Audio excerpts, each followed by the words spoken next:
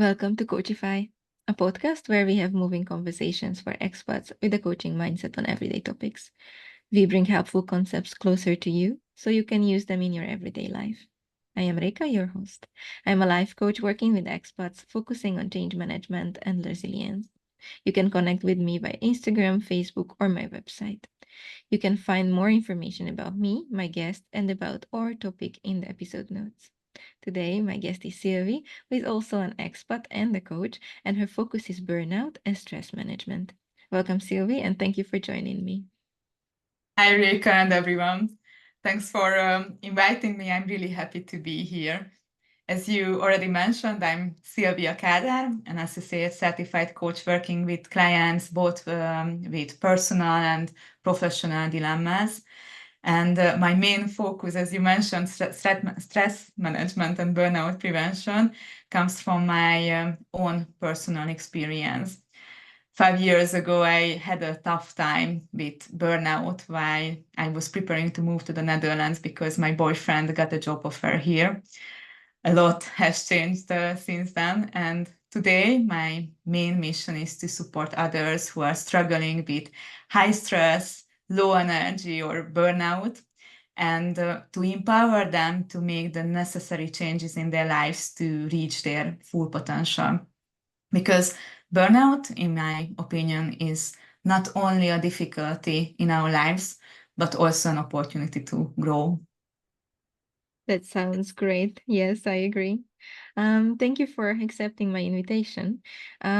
We connected soon after I moved to Belgium, and one of the things we talked about is expats and burnout, and how the stress of change and moving affects us. And when you moved to the Netherlands, how was your experience as a new expat? Yeah, it's funny because I was in the middle of my burnout. Because back then, while I was living in Hungary, I started feeling overwhelmed, and then I became an expat. It's actually, I think my burnout began while I was an IT consultant, very far away from life coaching, I know. But maybe it started even before that. It's really hard to pinpoint exactly when it started. It may have taken some years even to realize I was experiencing burnout. So at that time, I felt overwhelmed and I had a very negative outlook. I coped with bad habits like smoking, overeating, spending a lot of money on unnecessary things just to feel good about my income. And I had little motivation or energy to be active.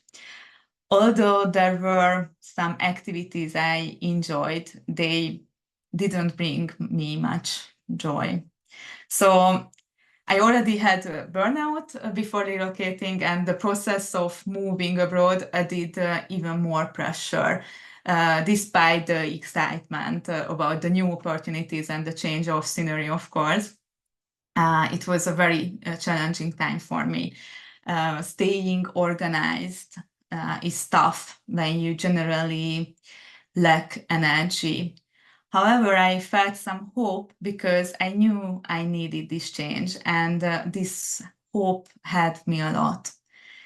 I was lucky to have professional help during that time, which helped me to see my situation more clearly.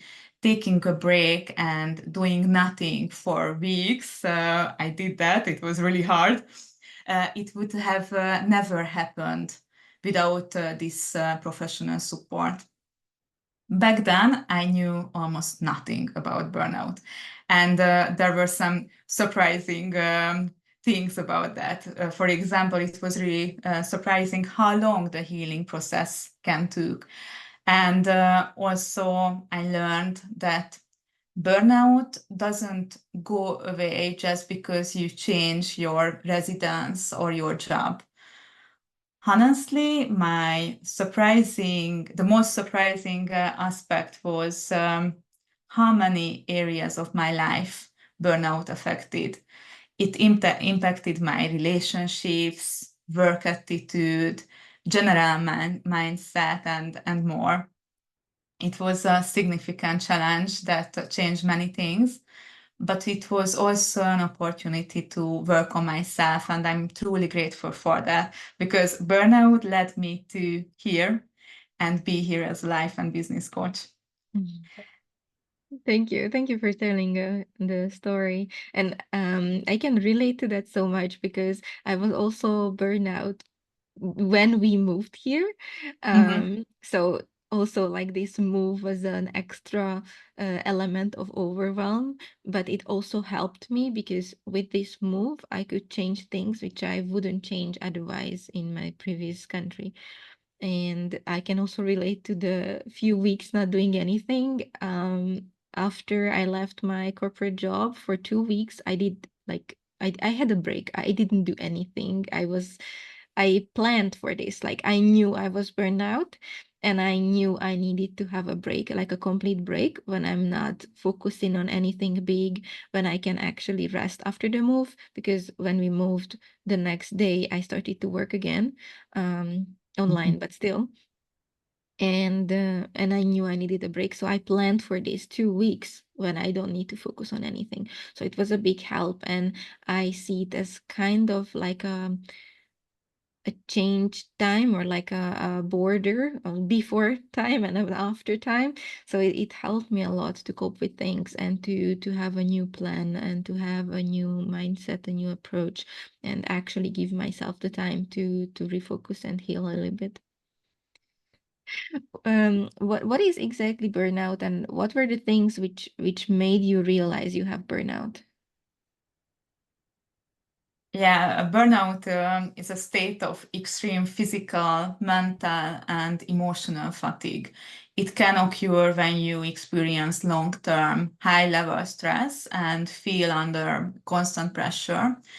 And it doesn't matter what causes this stress or pressure. It can be both work or personal situation, like moving to another country, or work issues, or issues with your boss. So it can be a lot of things. I think it's really important to understand that burnout doesn't happen overnight. It builds up slowly and in different stages, and that makes it really hard to recognize. So for me, I didn't know I was in a burnout until my professional help uh, told me that I might have burnout in my life, and that made me realize that yeah, I have a lot of issues with that. So it's it's really hard to recognize, but I think with this podcast we will have to recognize some symptoms and make it easier to see burnout in early stages, because I think I don't have to say it, but it's easier to handle burnout in the early stages than in the later stages. Definitely, definitely. And this reminded me of actually my experience because I knew I was overwhelmed, but I didn't know I had burnout.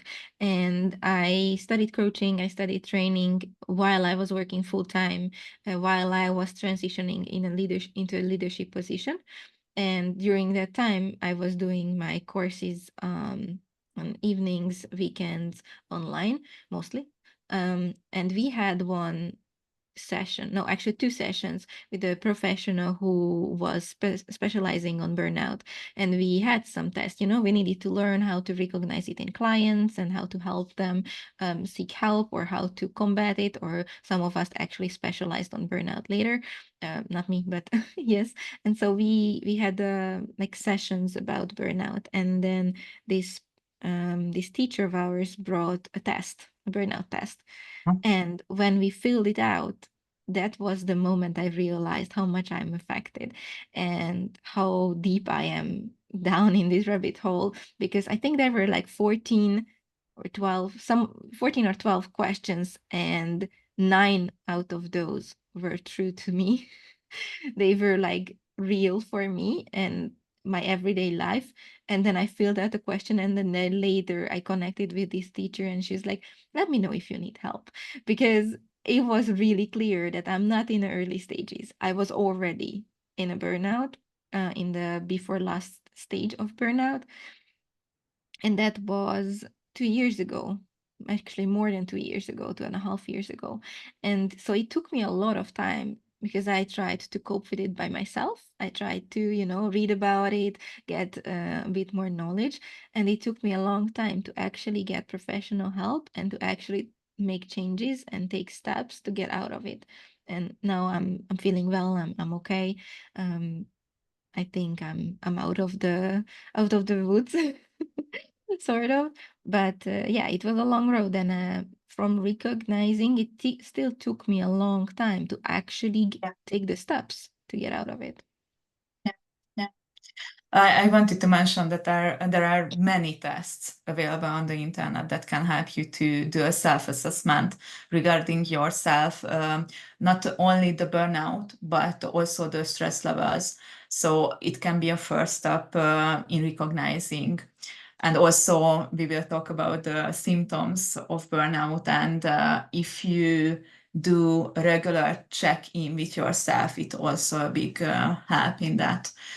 But back to the burnout and the stages, I think yeah, it's really important to understand that it can take even years, and it's totally normal. So if you feel that you are struggling for a long time, it's common, it's normal. You don't have to be ashamed about it. And if you allow me, I would talk about the phases, because I think Yes. it's really important to understand how burnout builds up.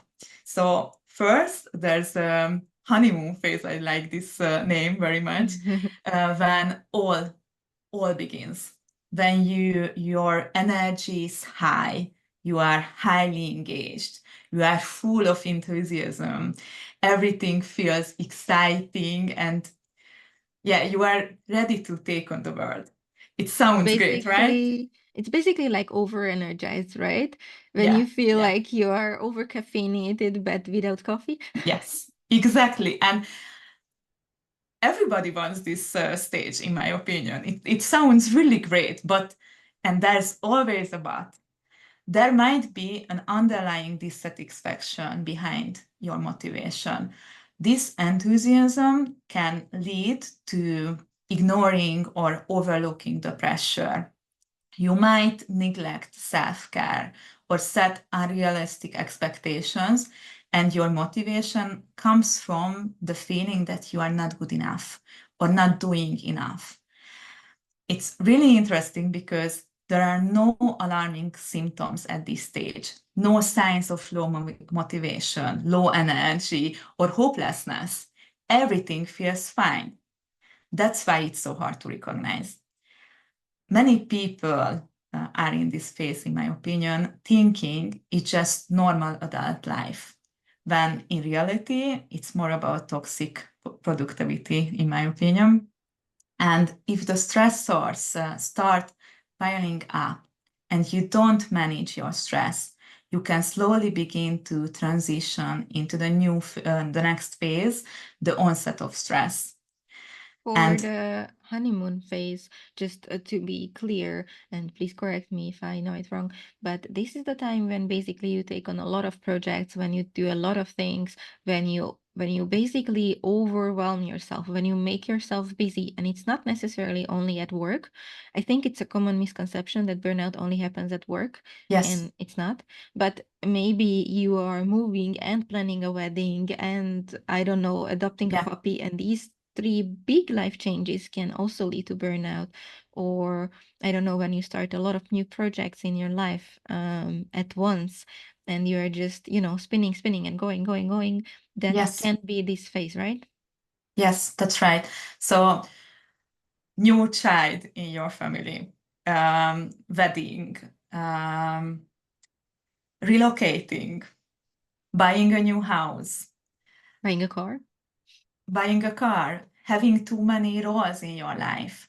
Like you are a mother, you are a partner, you are an employee. So there's a lot of things that can cause burnout. And it's really important what you are saying, that it's not only by working pressure.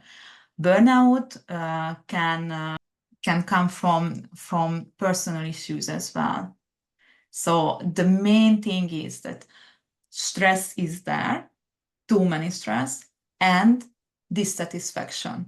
So these are the elements of burnout, I would say. Yeah. Thank you. Yeah, what will be the next phase then? And the next phase is onset of stress. And if you are in this stage, your initial excitement lowers, of course, and you might notice it is difficult to engage in activities you normally find meaningful. You might care less and less about the things that were important to you previously. You might become irritable, negative, or cynical even. Without intervention, this stage progresses to the chronic stress, where stress becomes a constant factor in your life, and eventually it will cause the full-blown burnout. This is the state we already mentioned, emotional, mental, and physical fatigue. And if you are in this phase, you likely feel completely drained, disconnected, and unable to carry on with your responsibilities as you once did. You may also experience an increasing sense of hopelessness and inability, and it can be difficult to find motivation or feel positive about the future. And it's really interesting because if burnout is not addressed in this stage, it can result in habitual burnout, where burnout becomes a permanent state of life. Oh, so this is already the fourth stage, right? Yes. So the first one, just to recap, just to help our listeners follow the system. So the first stage is honeymoon, basically when Yes. you're just running around and you're doing all the things and you feel good about it because you are like, oh my God, I'm so productive. And the second one is when you start to get tired and stressed and Yeah. overwhelmed, maybe abandoning your hobbies, maybe not finding joy in what previously brought you joy. And this can also happen because your life changed and you changed, but if it lasts a longer time and if you're still stressed and overwhelmed, then it's a good chance it's burnout.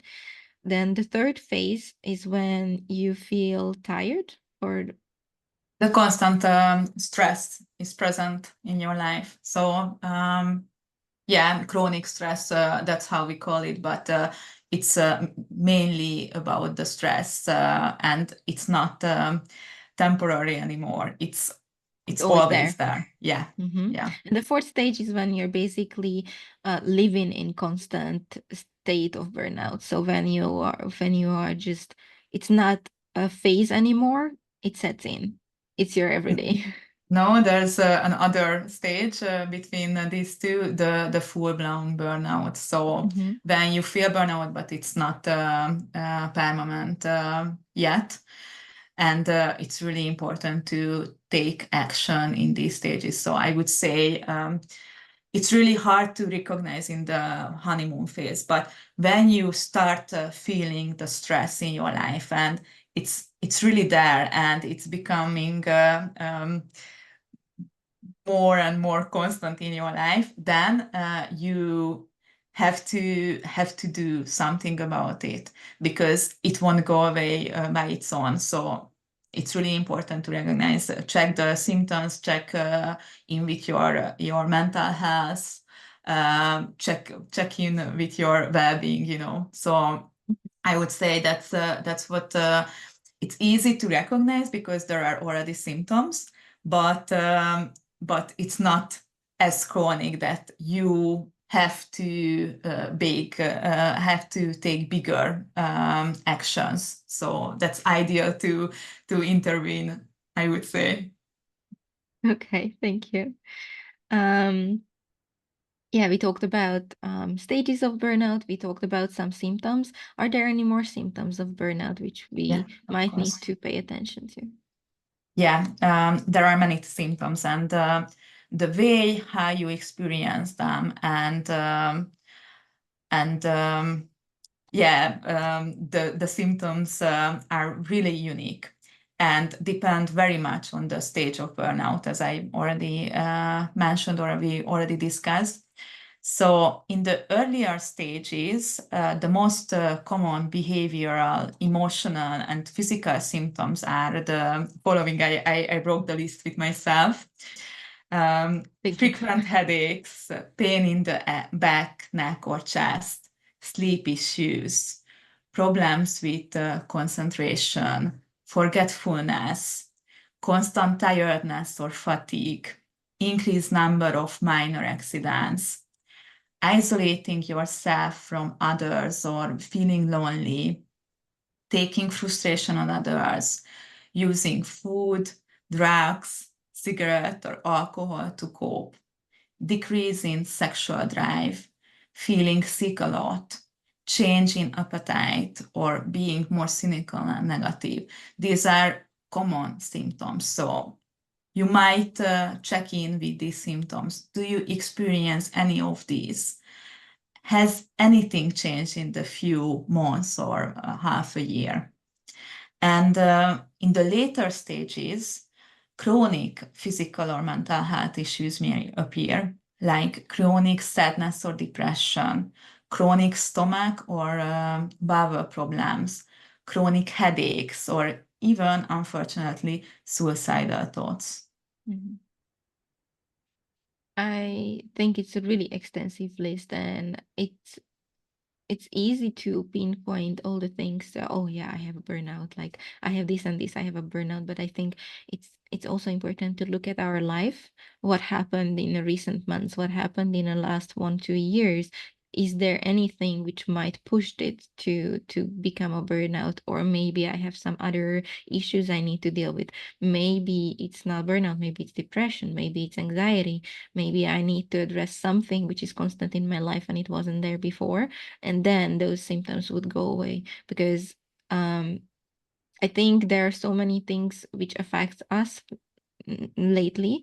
Like basically our everyday life is rushing. We are always doing something, we are always busy, there are more and more inputs, there are more and more things which we need to catch up with. I personally a lot of the time feel like I'm running behind, running out of time all the time. And it's important, I think, to check in with a professional, or do a test to see if your symptoms are actually connected to this, Yes. because it could be something else as well.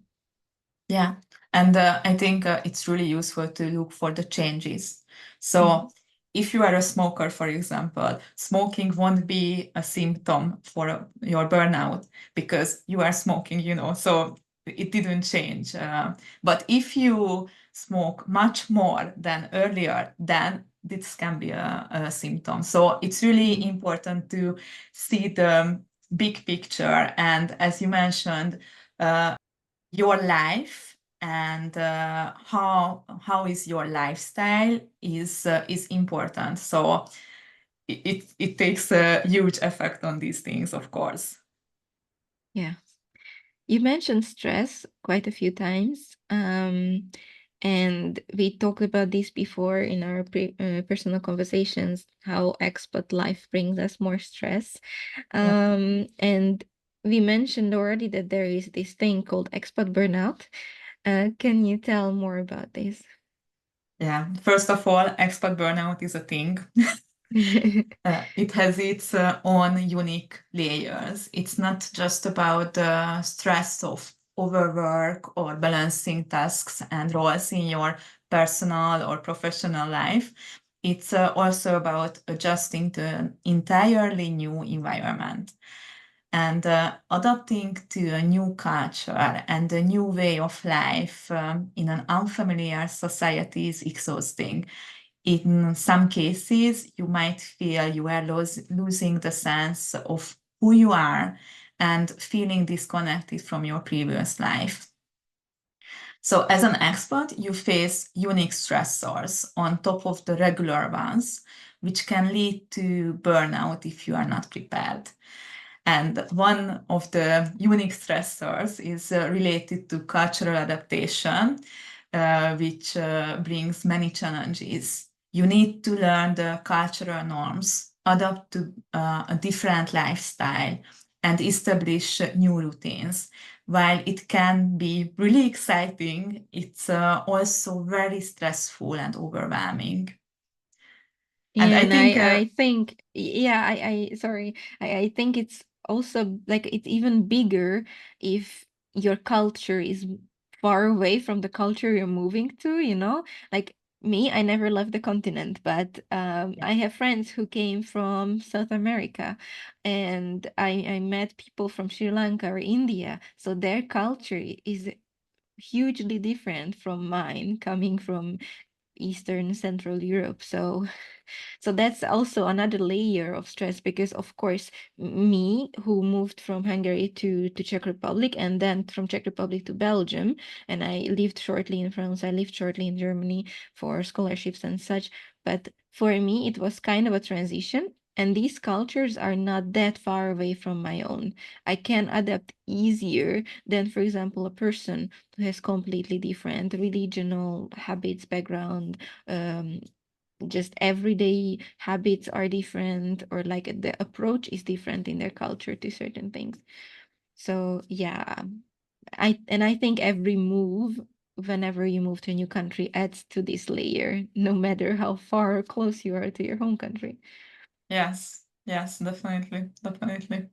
Yeah, and it's funny because first you will experience something similar to the burnout honeymoon phase Mhm. because everything feels exciting and new. You wanted this change and you are here. It's fantastic. But then frustration kicks in, where the challenges of adapting, like language barriers or cultural differences, can become overwhelming. And then you need time to adjust, and you need to find routines and comfort, but you still may feel homesick.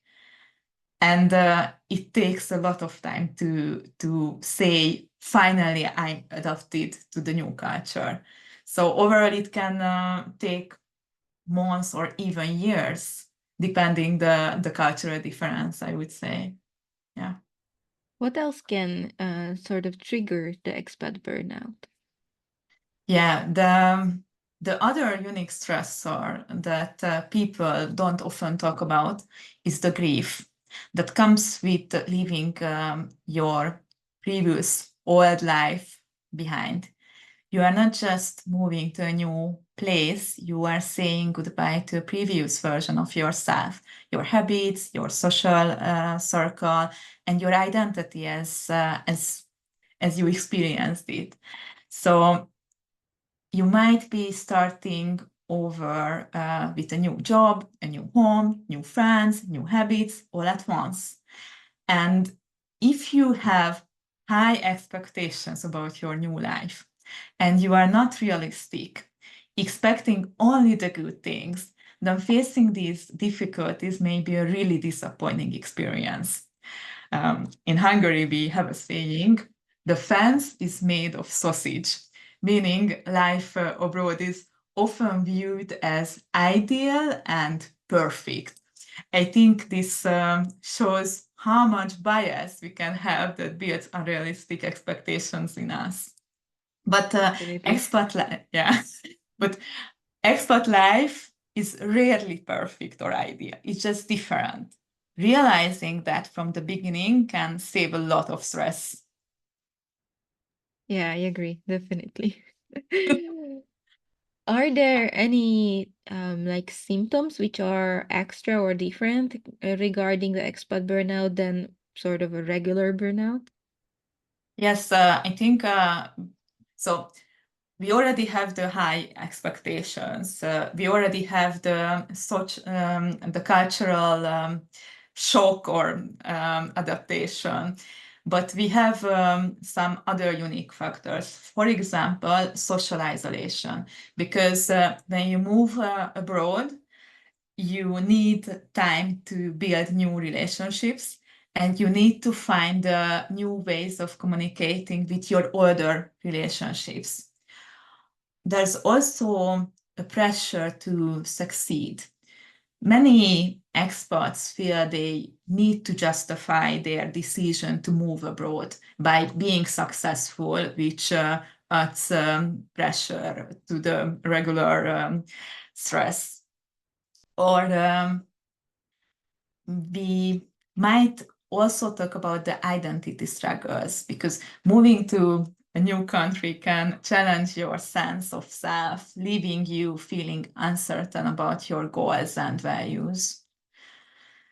Yeah, these triggers combined with the stress of daily life that everyone can experience can lead to burnout if you are not prepared. I already talked about this, but I think it's really important to highlight this, that you can be prepared, you can take action, you can be proactive about avoiding expat burnout.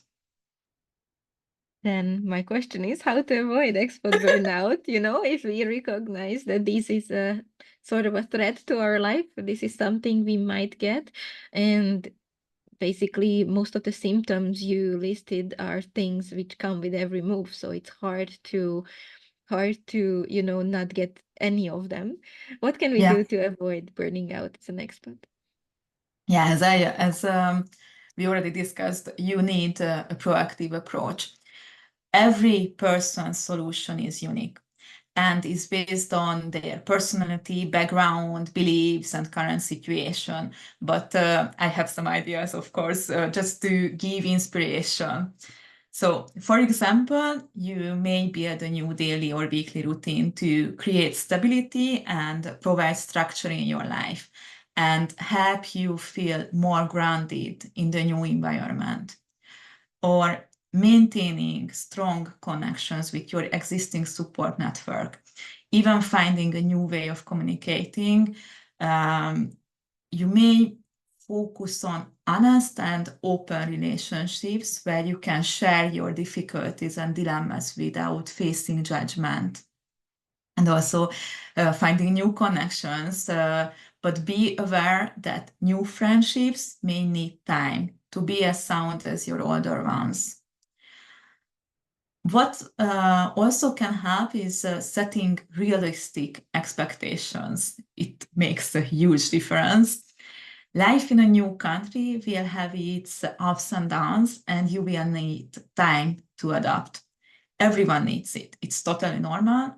You don't have to succeed immediately. Right now, you only need to focus on adaptation and your well-being. It's also helpful if you use your humor, because humor is your power. You cannot be prepared for everything, and you will find yourself in weird situations, believe me, when things don't go as planned.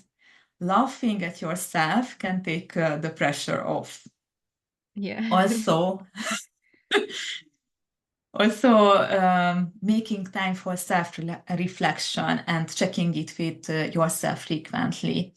Asking yourself how you are feeling emotionally, mentally, physically, noticing negative changes in your behavior, energy level check, motivation, emotions, stress level, body. So just check in with yourself, because it can help you to catch burnout in the early stages.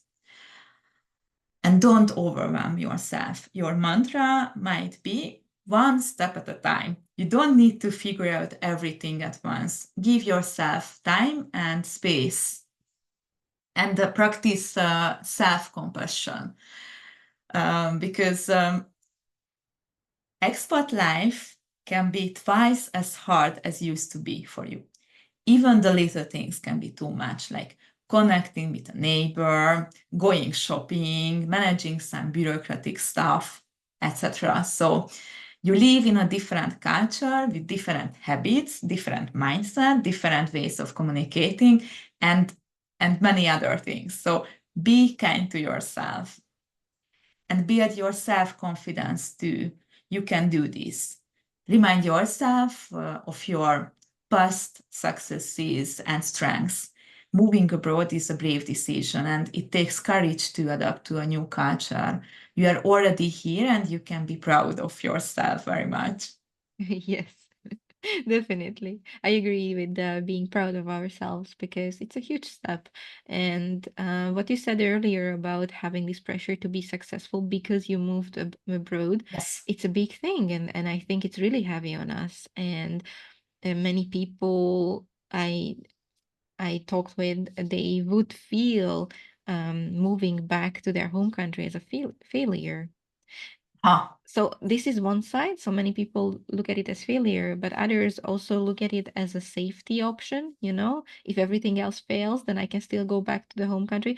But if you move back to your home country after you lived abroad for many years, it will be a reverse culture shock, but it's an entirely different topic. I wanted to reflect on something else you said with what you can do. I love that you brought in the routines, and this is something I also practice, and this is also something I am recommending my clients and I talk about often because this also helps build resilience. And this you can build much, much earlier than you move, and you can continuously, keep in check with yourself and maintain this. Resilience is a really amazing skill. It means that you're flexible enough that after a hardship, you can bounce back and you will not stay on the ground, You can bounce back, you can adapt, you can be flexible. And it won't push you into depression every time something changed. And if you focus on this and you build your habits, you build your resilience, when the big change will come, it will be easier for you to manage and it will be easier for you to find the balance again, to find the ground again, because you will already have something behind you. Like, okay, this is the big change, but what was the original? Do I want Yeah. to go back to the original? How can I adapt so the original is not maybe not the same, but it's still viable? I can still hang on to some things from what I had. So I think that's a big step, and you can build that much, much earlier than your move. Yes. Yes. And in my opinion, your mindset and your resilience can be the stability you need. Because if everything is a chaos around you, you will need some stability. So I think it's really, really useful to build that. Yeah. And I would add a few other things also. So finding new ways to relax and recharge is also important. Exploring your new surroundings and finding activities that can help you to recharge. Looking for a new favorite place, new favorite program, new favorite activities that give you joy and energy. And yeah, if your main goal in the past was to move abroad, you may need to set a new goal soon, because not having a clear direction in your life can make you feel lost, which of course increase stress. I love Uh, that. Yes, yeah, definitely. Oftentimes we don't look after the move. And in our previous episodes, we talked about it with my other guest, Anka, that sometimes you only look until the move. You don't look at what will happen yes, after you arrived.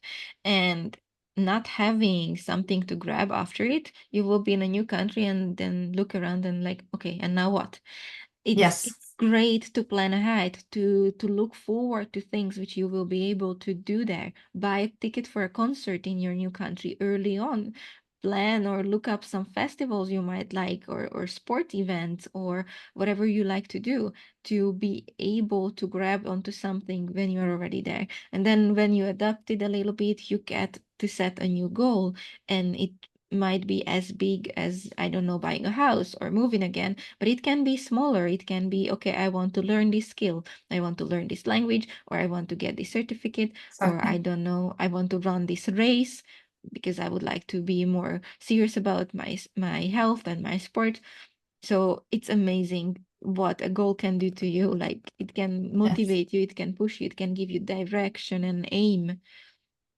Yes, exactly, exactly. And I think first you need to prioritize your well-being. So first adaptation, your well-being, that's all.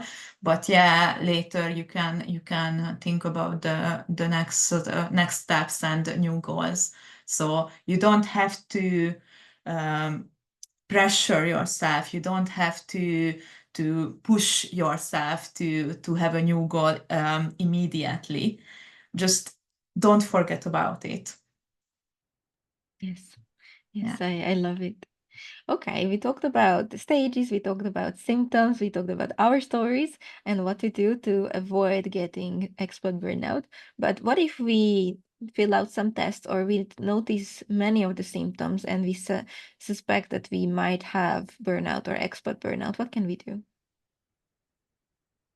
It's an excellent question, Rika, because yeah, if you already recognize some symptoms and suspect any kind of burnout, it's important to take action immediately because burnout won't go away on its own. It requires action, and you may need help for that. Because sharing what you are going through with someone can be very helpful these times. And in the later stages, you will need probably professional help. So that's my suggestion to take action immediately. Take a break, do the self-assessment, check the test available on the internet. So just get a look at your burnout and your stress. Check in with yourself. What are the main stressors for me? Can I do anything to decrease these factors? Can I do anything to feel a little bit better? Can I do anything for more energy? So start to find your solutions and don't be ashamed. Reach out for support, even if you just first want to talk with your friends or family, but do something. So talk about your issues. And if you need professional help or you think you need professional help, then start looking for someone who is good for you. So someone who can try you can trust or someone who has the experience. So take action. That's really important because it won't stop just if you don't do anything. Yeah, I agree. For me, taking that 2 week break was a huge help in meaning of getting the pressure off of me. Because I knew I got myself that 2 week. I don't have to do anything. Like nothing, like life won't stop if I don't do anything in that 2 weeks. And I talked to my partner and I talked to my friends, and they knew about it that, okay, this 2 week, I'm not looking for work. I'm not doing anything to build my business. I'm not doing anything to close previous stuff, nothing. I will be resting. And then after it, I needed to slowly get back to things. And of course, I had goals, I had aims, I had things I wanted to do, but I still didn't have the energy. And what helped me is to set mini goals. So I told myself, okay, today you only need to do 3 things. And these are the 3 things you do today. And if I got to do more, that's amazing. But there was absolutely no pressure of doing more. And Yeah. that 3 things, and it might be as small as writing an official email somewhere, which I needed to deal with, but 3 things. And then I increased, and then I started to have more on my plate and more goals, smaller goals, weekly goals, monthly goals, whatever, to get back on track, to get back to myself. I started to spend more time with my hobbies. I started to move more because in all this madness of our move, I needed to let sports go a little bit, and moving my body helped me so much with dealing with stress, dealing with Yeah. thoughts, dealing with emotions. So slowly getting back to that was a huge help. What Yeah. helped you when you had the burnout? What helped you getting out?